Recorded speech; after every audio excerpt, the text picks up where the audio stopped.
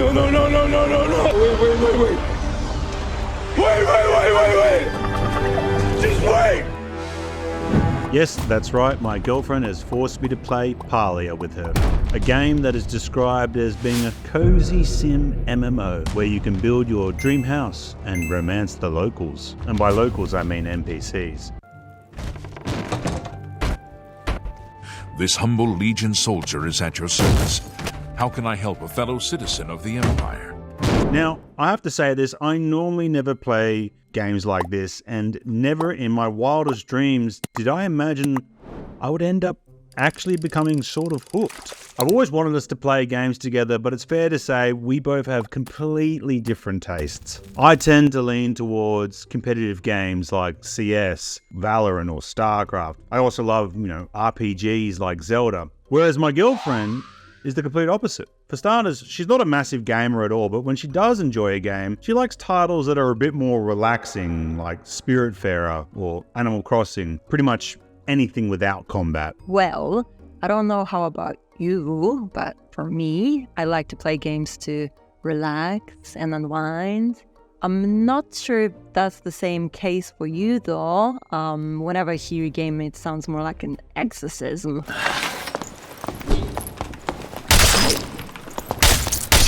No! It may not sound like it, but that is the sound of pure joy. So I made a deal that if I play Palia with her, I get to choose what game we play together next. So in this video, we're going to go all over our experience playing Palia together. What's the game all about? What we liked about the game, what we didn't like, how we both played it completely different from one another, and ultimately, we'll answer the question, is this a good game to play with your significant other? Don't count on it. Oh. So firstly, Palia is a brand new MMO game set in a world deep into the future where humans have long been extinct, and it's now inhabited by a fantasy race of purple people called the Majiri. Then, out of nowhere, humans have begun mysteriously somehow returning to the world with no explanation. As a player, you are one of these humans and you have to find your place in the world by befriending the local villagers and mastering skills required to gather materials and ultimately build your own dream home. And let's not forget your favorite part. Yes, and most importantly, you can romance the NPCs, which don't you worry, we will cover this later in the video. So the first thing you do is design your character, which I always leave to the experts. In Palia's case, there is a bit of flexibility when it comes to designing your character. I just wish you could get more control over the face design, as you have to pick from a selection of preset faces. I would love to be able to really design the features of the face, like the shape of the nose, mouth, etc. I think though we still somehow spent 30 minutes on this section, even for my character. I can't do this though, I can't do the customization. This is good enough. Well, it was time well spent, right? Because we found out later the game actually doesn't let you edit your character's face ever again once it's set in stone. After you have created your character, we are shown a cutscene of you materializing from a purple void into a temple where you meet an NPC who is an archaeologist called Gina and her trusty sidekick Robot Hecla, who we dubbed Multipass. Lilu Dallas Multipass. You have to admit, it looks just like the robot suits from The Fifth Element. Quite funny, because I actually forgot that Lilu was that robot from the beginning. I told you it was her. After that, you then go on a sort of movement tutorial to leave the temple, and it's really clear that this game has taken a lot of inspiration from Zelda Breath of the Wild with the climbing, and then the first cutscene as you look over the town. When you arrive in the town, you go to the local tavern to speak with another villager called Ashura. He then tells you there are no rooms available and says there is actually a plot of land for you. Isn't it better to get the whole plot of land rather than just one single room from the tavern? It seemed like they were disappointed, but that's an upgrade. So enter Hodari, aka Hot Dari. I have to say, this is probably my most anticipated moment. We only watched a little bit of the devs talk about this game. We heard that they called this NPC, who's called Hodari, they said he has like a nickname in the office, Hot Dari. A nickname that our developers have for him is Hot Dari, if you can imagine why. And we both looked at him and thought, oh, he's okay, he's all right, but He looks better in the game. he looks better in real life, in game life. Approved, approved. Very chiseled. Unfortunately, Non-romanceable. Why? Why? sorry, folks. Anyway, he says a bunch of stuff, then gives us some tools and tells us that this is our own little plot of land. And this is where we have an introduction to the mechanics of the game, where you have to chop down trees and mine stones to clean up the space and to get the materials. And believe me, get used to this because you're going to be doing plenty of that. It's very straightforward, and after not too long, you get to start building your own house. In this game, there are a few different core mechanics that make it up. There's logging/foraging, mining, fishing. There's bug catching, which is like Pokemon catching.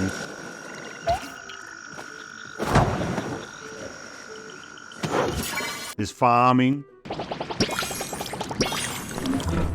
hunting, furniture making, and even cooking.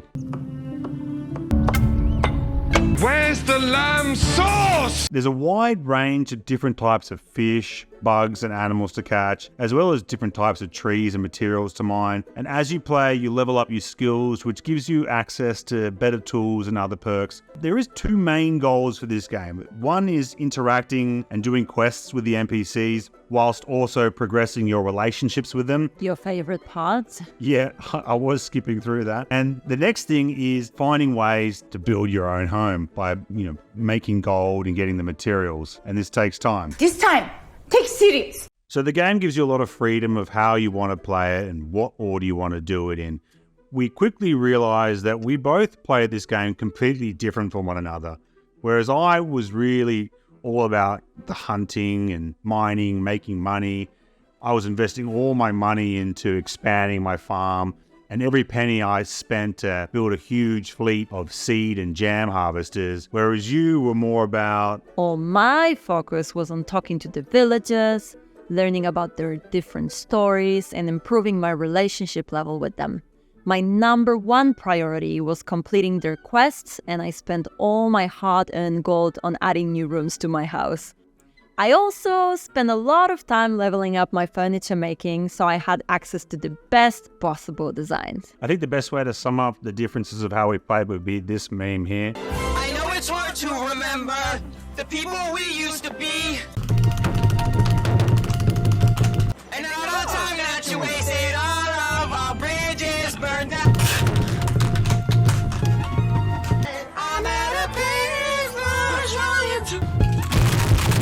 I would have to say my favorite parts of this game was definitely the atmosphere and speaking to villagers. They had really interesting backstories, and sometimes they were actually really heartbreaking. Just like in Ashura's case, he reveals to you his wife died and that he hasn't spoken to his son in years, and asks for you to help with writing a letter to him. Yeah, so you were very sad when that happened. You were very sad as well.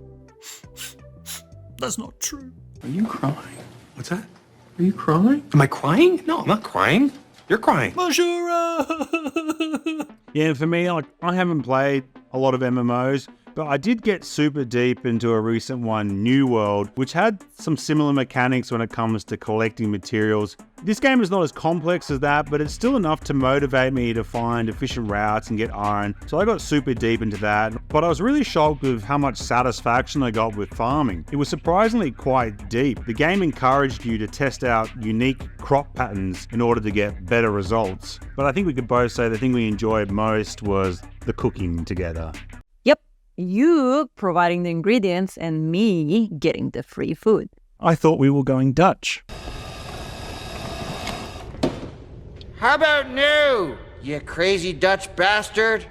Which is a nice segue to the next part of this video, which was playing together. So to be honest, this game at this stage feels more like a single player game, just with lots of randos running around. She's a full-fledged rando. But there are a few different elements which do encourage multiplayer teamwork. Team. Team, team, team, team, team. I even love saying the word team. So there's the cooking, which of course, teaming up together makes it easier. You can share ingredients. But also when it comes to hunting or mining or chopping down wood, there's a real cool system where you all get equal amounts of loot, as long as you all contributed to the task. Other games, normally only one person can get it. But in this game, say if I chopped down a tree and it was to give me 5 pieces of wood, if we both chopped the tree together, we'd both get 5 pieces of wood.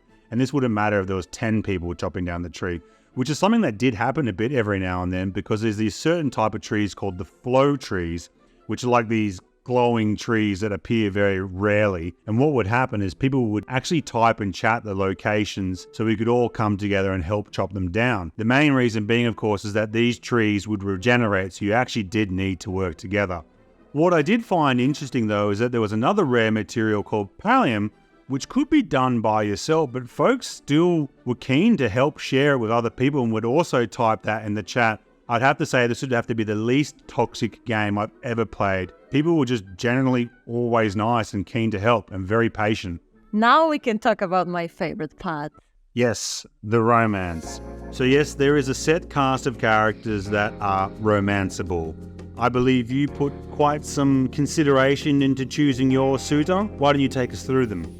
Okay, so I really put a lot of thought into this, and it wasn't an easy choice because each of the guys have something to like about them, but they also all have some red flags. Let me explain. So there's Red, who is a chef. You mean Shaun White? That I was getting drinks and I was getting snacks. And Wait a minute, drinks? You're 19 years old. I'm talking about Mountain Dews, baby. All right. The Mountain Dews, baby. I was a fan of his, although he started acting a little sus, and all the villagers were saying he disappears at night, and he also asked me to meet him in the woods at midnight, which was a bit creepy. So creepy.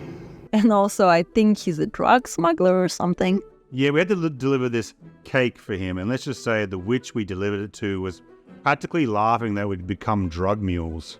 Then there's Nayo, who is a good-looking lad from a lovely family, but he has these dorky lines, and he also talks about his crush Kenyatta, like, all the time. And he has a framed photo of her on his desk.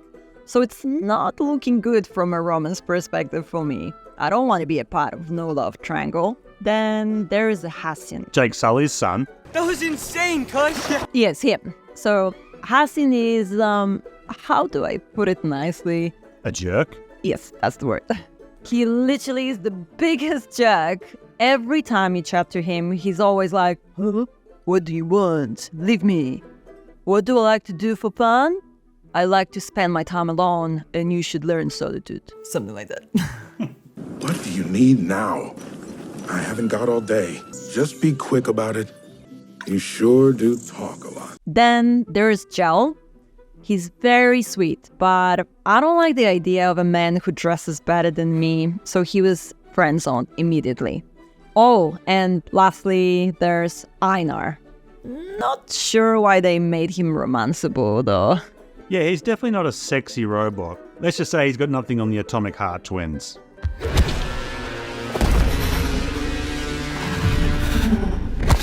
So that would be all when it comes to romanceable guys. What about the women? Oh, okay, well, not that I paid any attention to that. I didn't even realize there were ladies in this game. Oh, really? I think both of our jaws dropped when we first met Tamala. Yeah, but strictly from a character design perspective. Nothing in particular stood out to me. Just her big eyes, I guess. Yeah, she had big personality. Okay, so for the ladies, there's Gina, who, for me, it's not the one. She's like a bookworm. There's nothing wrong with that, but she's kind of more like, yeah, I guess she's like a friend type or a sister. Plus, she makes it too easy. I swear somehow, without even trying to level up her friendship, I just somehow automatically got to level 3 without even knowing it. I had the same situation with Nayo. Yeah, if you're playing this game, you're already used to grinding, so you may as well grind for the grind. You know what I mean? Millhouse, lower those eyebrows. And the other one. Next, there's Tish, who is your classic, pretty, blonde, fair maiden type. Nice to see a new face. Wow. Whoa. Are you new in town? Just past moved in? Maybe I just moved in. When my brother and I first moved to the city, took us a little time to adjust. Brother? Oh, I thought he was your boyfriend. Good to know. I mean, Look at the okay. expressions. She's actually the NPC in charge of all things furniture making related. So for me, it would probably never work out, as my furniture making skill level was so low, I was too embarrassed to even talk to her. Then there's Kenyatta, who is the daughter of the mayor, and she's a bit of a massive brat, rich girl, but has a bit of a rebellious vibe to her, and I'm getting a bit of a Marissa Tomei vibes. That's a plus. And lastly, there is Tamala, who is practically waving you in. So she's this witch who lives on the other side of the planet in terms of this game.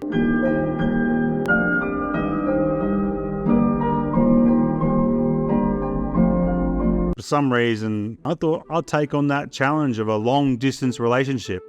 When the ending is unknown and the distance is unknown, that's when you know who the f you are.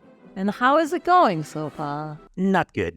For me, after quite a bit of a lot of consideration, actually, did decide on a suitable suitor. Oh, consideration, like that time you had me and you go measure all the heights of the guys in the game? Yeah, that did actually happen. Like, I can't date someone who is not my height, at least, right? No, of course not. That's not the reason why. It was just... Look, we're really interested in 3D modeling, and we're just kind of learning how it all works. So we thought we'd just scope it out. Yeah, we were standing next to them to see with whom I look good. As simple as that. Short, tall, fat, skinny, doesn't matter. You know, it's at the end, it's what's on the inside. So who did you go for in the end? I actually decided to go for Hassan, who I think was actually the shortest one of all of the one that I took under consideration. How honorable. I just wanted to see if I could get him to say something nice for once. Ooh, if only someone could tame him. Oh, and he had a doggo, which definitely sweetened the deal. That is a big plus. Pursuing him was the hardest thing I ever done in a game. I have to say, they need to make this easier, honestly, as I literally talked to Hassan every in-game day for like 20 days in a row.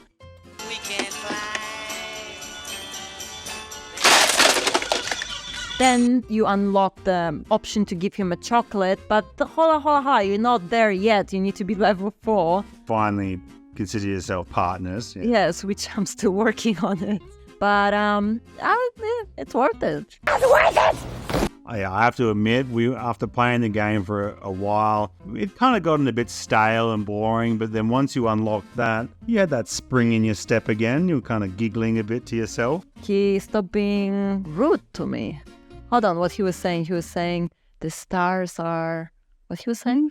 I can see your name in the stars tonight. Yeah, something like that. Well, you did better than me. As I mentioned, I barely made the pilgrimage to Tamala. But I'll try and get there. She will be mine. Oh, yes. She will be mine. I don't approve because she's bad-mouthing my sweet Hassan. Oh, that's not good. Yeah, that is a massive red flag. Maybe I'll go with Ina. Compute, would you like to be my chef? Would you like to upgrade your fish? I had a good hook. You really hooked me on that one. I guess I took the bait. Because Einar is a fisherman. We forgot to mention. Yeah, he's the fisherman. So what we didn't like. All in all, the game has been a blast, but it's clear it's still in beta, and there's actually quite a few grievances that we both had. So the game does have another feature that's quite Breath of the Wild-like, is that you can have your own glider to get around, which did make the movement really fun. But I think ultimately, you got to get around the map so often that you really would like to have a horse to get around, or just have better fast travel. It really is annoying, and you have to pay for the fast travel out of your own gold. So yeah, sorry Tamala, looks like this might not work. Takes me 10 minutes just to give you your bloody mushroom for the day? Yeah, thanks. And also, for me, it was the fact that the quests in this game literally just stop dead at one point until you started talking to the NPCs every day to level them up. Yes, and at the same time, some of them villagers, although already managed to level up to level 4, it kind of feels like there's nothing much more I can do with them. Like, I don't need to give them weekly gifts anymore. What for? Because it's already maximum. And I really just want to be able to explore some new regions. I like to be an explorer, like the Great Magellan. Oh, you're too late. There's really nothing left to explore. As of the moment, there are only 2 maps, and after playing for a month, it becomes like a Groundhog Day. Oh, and they gave us a taste of puzzle solving in one of the temples. I wish there was more of that. Yeah, I think what would be nice is just to have a variety of quests. They're very much become like fetch quests.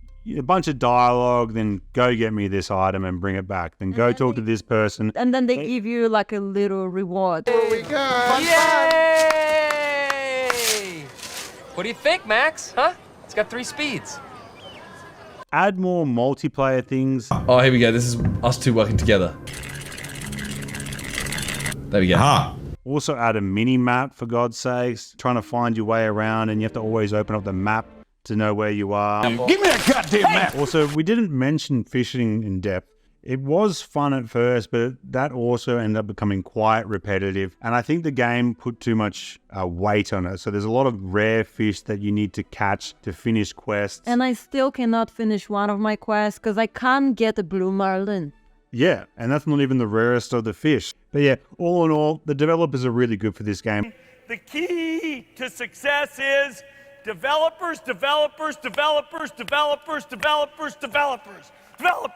In the time we played it, they put out a lot of fires and resolved a lot of issues. So I do have faith that they're going to continue putting love into this game. So we'll definitely be interested to see where it goes in the future. So I think it has a lot of potential. Yeah, that's right. So in summary, I may have played this game out of moral support for my girlfriend, but I have to admit, all the systems were pretty fun to level and it was very satisfying. So if you're thinking of playing this game with a friend, it's free. So why not? It's free real estate. It's been a great adventure, so if you enjoyed the video, please hit the like button and also consider subscribing. This is our first of many videos to come where we're going to play games together. We want to play a variety of games that will put each of us into the deep end, so we're both going to be a fish out of water, so to speak. This is my turn being a fish out of water. The next one's going to be something that you will be challenged by, something probably with combat. Maybe horror. She is terrified of horror games. She can't even watch a video of someone playing a horror game, so watch this video next. Easy, man. Easy, man. Easy, man. There can only be one hero.